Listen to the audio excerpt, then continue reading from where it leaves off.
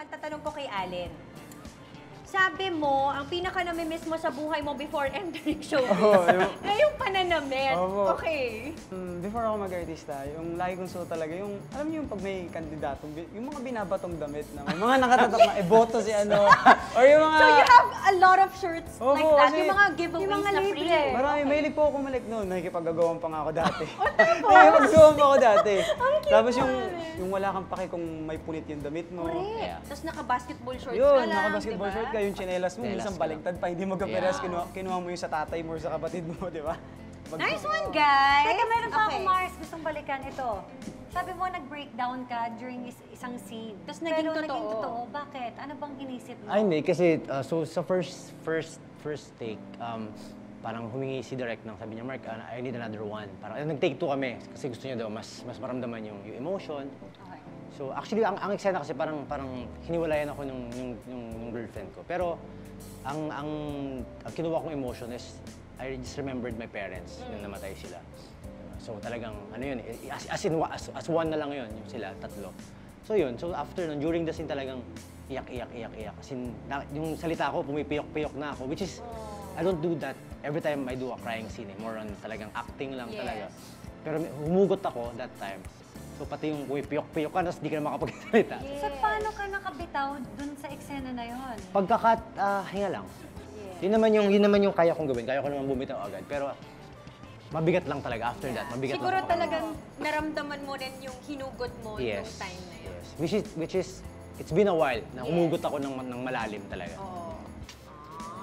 Thank you, guys! In fairness, ang dami naming nalaman about you. Mga Mars at Pars, nakarating na ba kayo sa North Cotabato? Tinatawag itong Fruit Basket of Mindanao dahil sagana ito sa mga pananim at iba't ibang prutas. Well, kung hindi pa kayo napapadpad dyan, may pa-virtual gala-gram tour tayo kasama ang isang travel vlogger.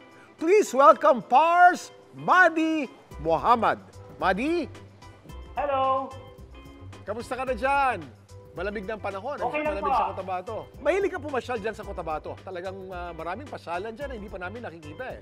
Yes, nagginagawa na po namin hobby yung bilang isang mag-asawa at saka pampantanggal stress na rin po yun sa aming dalawa. Pars Madi, pwede ba kaming i-tour sa mga pasyalan dyan? Yes, why not? Ito pala ang Evergreen Park, ano? It's a favorite place din for mountain biking. Itong Evergreen Park, no? Yes. So, maraming mga nagma-mountain bike dyan, maraming pumupunta dyan. Yes, napakarami po. Nasubukan mo na mag-bike dyan, Pars? Wala pa po, motor lang talaga palagi. At sinasabi nilang very challenging makaakyat dito sa lugar na ito. Dahil meron daw diyang Ugis Peak. Can you talk more about this Ugis Peak?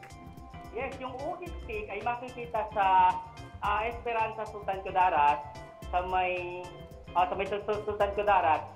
Medyo mahirap yun kaakyatin kasi sa lahat ng naakyat ko na or sa lahat ng na-hike namin mag-asawa, doon ako muntik na himatayin.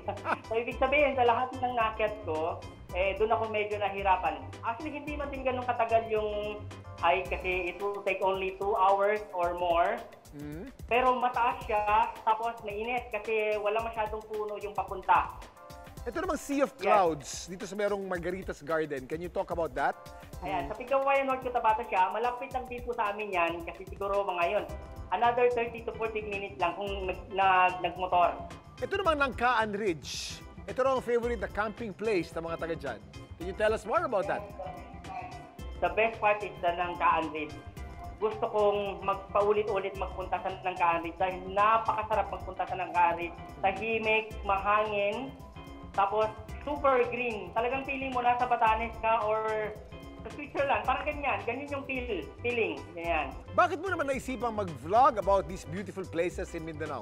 Actually, yung vlogging ko is parang for remembrance lang or parang for memories lang namin mag-asawa. Hindi siya intentionally na yung pagkakitaan pa, ganon.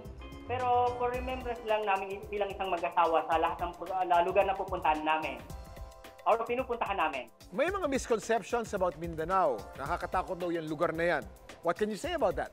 Safe naman kami eh. Siguro sa mentality lang ng ibang tao, yung sa mga nakikita nila sa balita siguro, kaya nila iniisip na hindi safe sa Mindanao. Actually, marami akong mga kaibigan galing ng Mindanao na na-meet ko lang sa Facebook, especially sa DIY Travel Philippines or Do It Yourself Travel Philippines.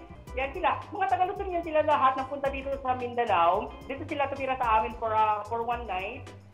Inakomodated sila for night. So, sinamahan ko silang mag-tour dito sa Mindanao. Saan kanila pwedeng tignan, panoorin ng vlog mo? Can you promote your vlog sa lahat ng mga Pars at Mars na viewers natin? Meron po akong channel which is the Mac Hunt Life and Moto Vlog. Yan. And then meron din po akong page sa Facebook.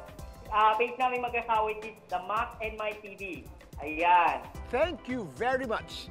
At excited kaming... Thank you rin po, more power, and maraming salamat. Thank you.